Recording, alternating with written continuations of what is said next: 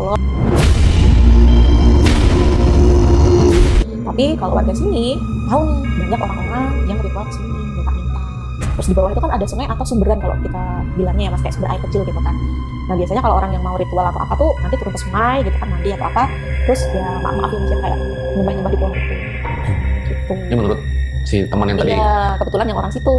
Jadi warga situ tuh udah tahu kalau pohon ini memang banyak banget orang-orang yang datang ke situ untuk juga tidak baik. Kok bisa nyasar ke situ gitu? Kalau jelasin aku juga nggak tahu ya mas ya, atau mungkin secara nggak langsung aku sama suami dituntun untuk ritual ke pohon itu juga kita nggak tahu ya mas. Jadi sempat kayak, kok bisa sih mas? Masa sih? Aku gitu kayak, kalau orang Jawa tuh mosok sih kayak nggak percaya kan, kok bisa kayak gitu. Terus, lucu loh mbak, kamu tuh sama suamimu diarahin ke sini gitu kan, buat apa coba? Ya kali kita disuruh ritual di sini, aku jawab gitu kan.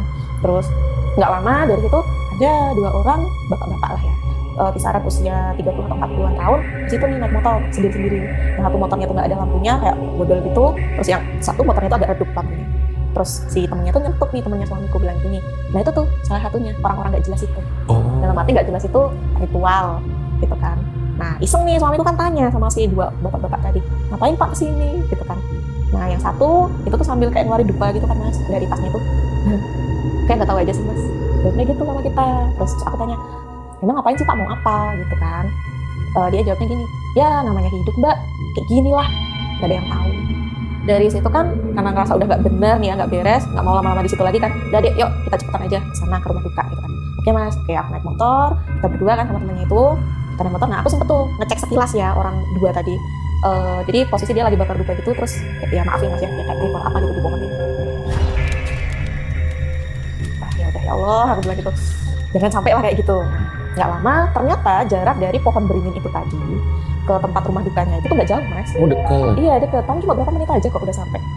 Jadi kayak, nah cuma deket ya ternyata gitu kan. Iya cuma deket kok gitu temennya. Terus kita udah sampai di sana, udah rame kan. Nah aku sama suami pisah, jadi dia ikut yang laki-laki, aku yang ikut rombongan ibu-ibu nih. Pas kita udah sampai di situ, kok langsung sesi yasinan. Nah biasanya seingatku atau setahuku ya mas ya, untuk tradisi yang ada di tempatku itu kan, kalau yasinan itu biasanya habis isya.